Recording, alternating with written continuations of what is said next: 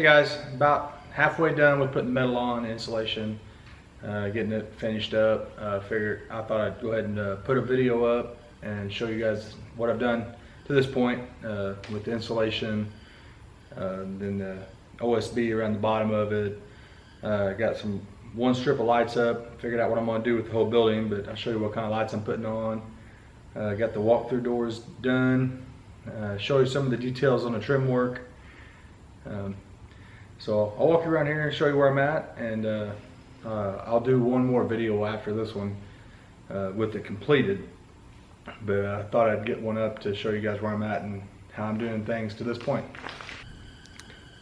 Alright, so like I told you guys before, I'm putting the OSB on the bottom behind the wainscot, and then the foam board insulation on the rest of it.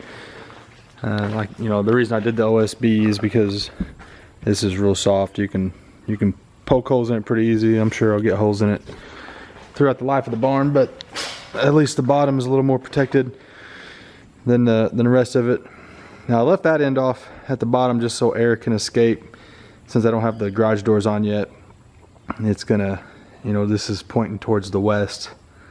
Prevailing wind comes in. I didn't want it blowing the insulation off before I got the metal on. So this is the finished look on the inside. I don't have all the softening in yet, so you can see light coming in around the eaves. But it turned out really good. I got all the insulation boards put on to where the seams are behind the boards, so you can't see that. So it looks really good, I think. And then, you know, I got the windows in. So the way the OSB comes out at the bottom, but you know, basically the metal's on the outside, and then you got this bottom trim for the very bottom, and the OSB goes about an inch below that. I had to protect it, so what I did was the bottom several 6 or 8 inches of it, basically just covered it with rubber. It's like rubber paint, but I just painted, you know, the edge and all the way down and around and up to the backside a little bit. So basically waterproofed the OSB. After I get all the metal on, I'm gonna go back around the bottom of it and put another coat of paint on. So, you know, this is just dirt build up, but you know, it's just weather tight by that rubber paint. And then after I get the whole building done, I'm gonna come back and put another coat that'll probably cover up some of this too, all the way around, just to make it weather tight. So that's how the bottom of the building is. So this is the official grade level of the building.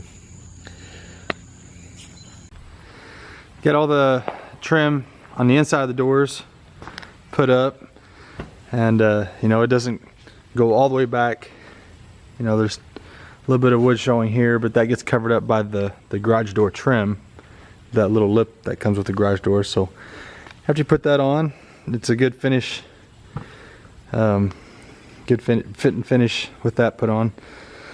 And on the inside, you know, it's just pretty clean too. You know, it's just the trim and the wood. I had to add this 2x4 in here to get that to be level with the header, so when I mount all the garage door hardware, it's all the same surface.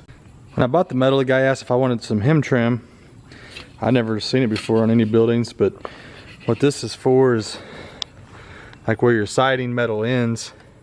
It's got that cut in there, but if that hem trim goes in here behind the metal, and it gives you a nice look where the you know, where the metal ends and the J channel starts. It gives you a nice hemmed edge, because you know, you obviously can see down in there. It looks really good.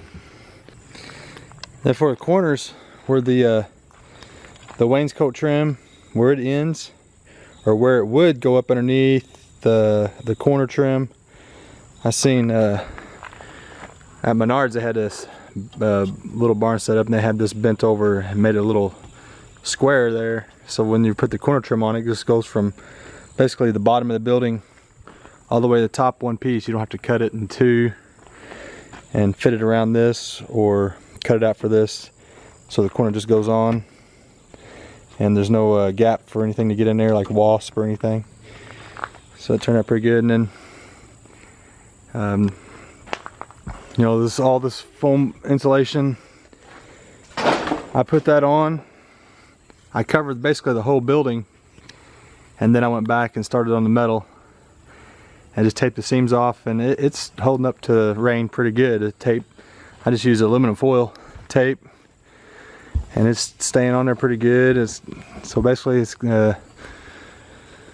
really effective vapor barrier and some insulation value a little bit.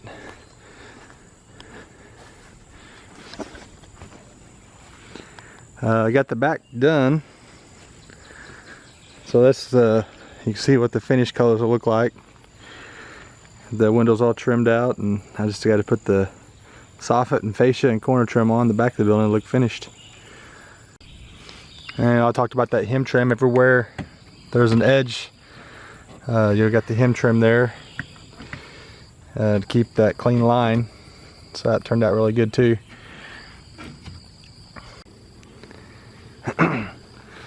And then the porch, you know, I talked about I'm not insulating the porch. I'm going to insulate the building from the porch.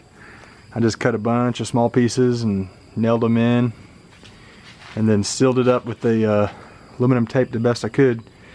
Pretty sure I got all the gaps into the building covered up. And then where the building ends and the porch begins, you know, it's got this inside corner trim. I'm not exactly sure how I'm gonna do this yet. I was just kind of fitting some pieces up there to see how I could fit that in there, but that's gonna slide up underneath the roof edge trim. And then, you know, the siding metal goes up to this F and J, and then this is the larger F and J. There's small and large. Small's for the softening, large is for like barn metal. So the barn, like I talked about, the barn metal, it'd be in the porch area here. And the way I'm doing the J trim on even the windows, I'm putting the metal up, cutting the metal out, getting it all on, and just leaving it loose where the J trim's going to go in. And then I've been going back, sliding the J trim in there, and then screwing it, the metal and the J trim all at once. So that's how I did the other two doors, and makes it easier putting the metal on. The first one I actually put the J trim on first, and then slid the metal in above the door and then lipped it over, and that was pretty difficult. So I'm just trying it this way. It seems to be pretty good. I got a real difficult piece to cut here. I'm on that next. And I got the doors in. It turned out pretty good.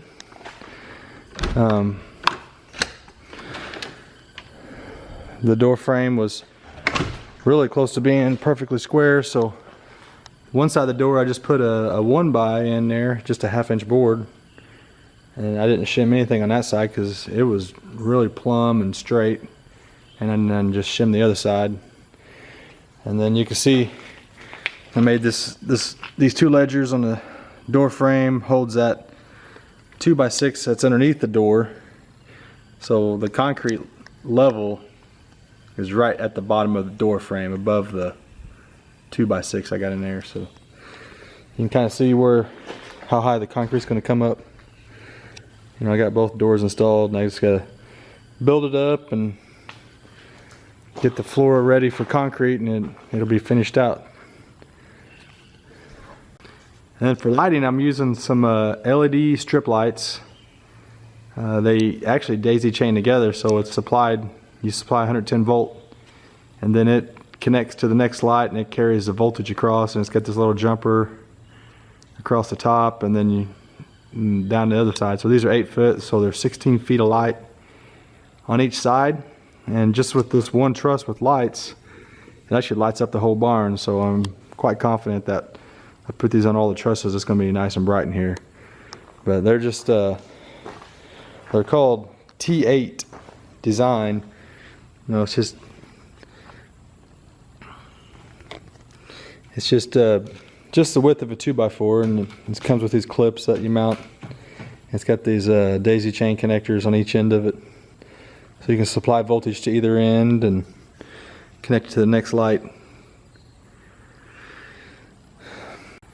I'm not sure if I've talked about the cupolas. I bought some cupolas for it and made a wood frame, box frame that goes up underneath it, and basically the bottom trim is all mounted to a wood box frame. And I cut the roof pitch on that and nailed it to the same purlin that the ridge cap is nailed to, so it's up there solid. And then the cupola is just all sheet metal screwed to that wood frame box.